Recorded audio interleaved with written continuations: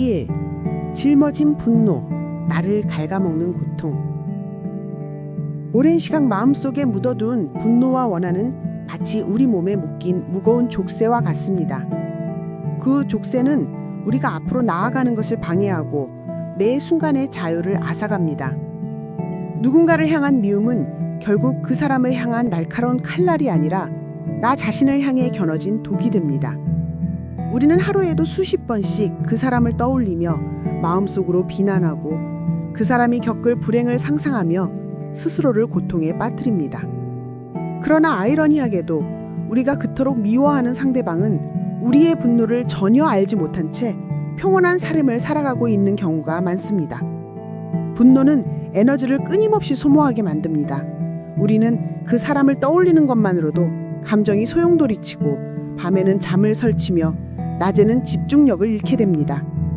이 모든 고통은 오직 나 혼자만 짊어지고 있는 짐입니다.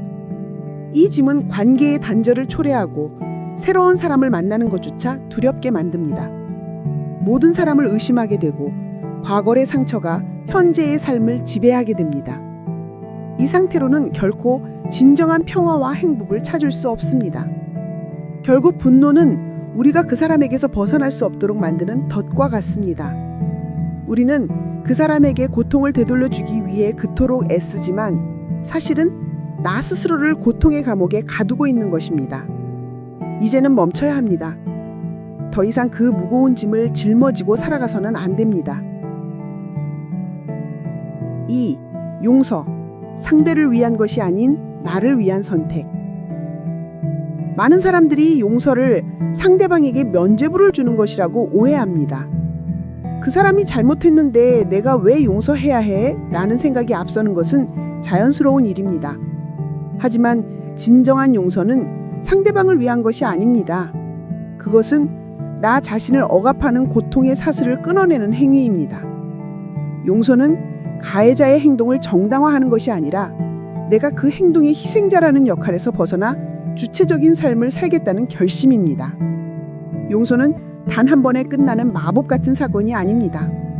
그것은 긴 시간이 필요한 여정입니다.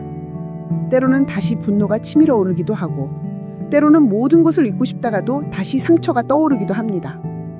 이 과정에서 중요한 것은 나 자신을 다그치지 않는 것입니다. 스스로에게 아직 용서하지 못했구나 라고 솔직히 인정하고 괜찮아, 난 이 감정을 다룰 수 있어 라고 다독여 줘야 합니다. 용서의 과정은 의도적인 노력을 필요로 합니다. 상처를 준 사람에게 편지를 써보는 것도 좋은 방법입니다. 물론 그 편지를 직접 전달할 필요는 없습니다. 편지에 내 모든 감정과 억울함을 쏟아낸 뒤 그 편지를 태우거나 찢어버리는 의식을 치러보세요. 이는 상처를 현실에서 분리하고 내면의 감정을 해소하는 데 큰 도움이 됩니다.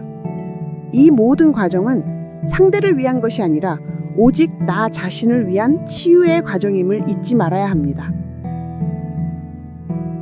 3. 과거로부터 자유로워지는 진정한 평화. 용서의 여정은 결국 우리에겐 놀라운 선물을 안겨줍니다. 바로 자유입니다. 더 이상 미움에 갇히지 않고 과거의 그림자에서 벗어나 온전한 나로 살아갈 수 있는 자유 말입니다. 용서를 통해 우리는 에너지를 소모하는 분노 대신 삶을 창조하는 에너지를 얻게 됩니다. 그동안 족쇄에 묶여 보지 못했던 새로운 가능성들이 보이기 시작하고 삶의 모든 것에 대한 감사함을 느끼게 됩니다.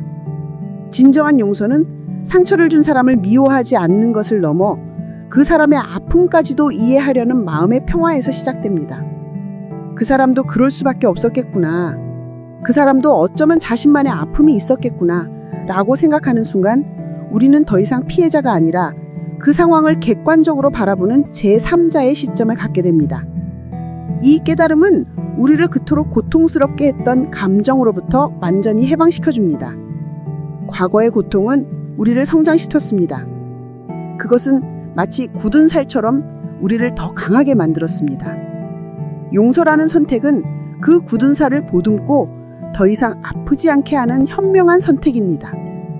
이제 과거를 과거로 남겨두고 오직 현재에 집중하며 자유로운 삶을 누리세요. 여러분의 삶은 용서라는 선택으로 인해 더욱 아름다워질 것입니다.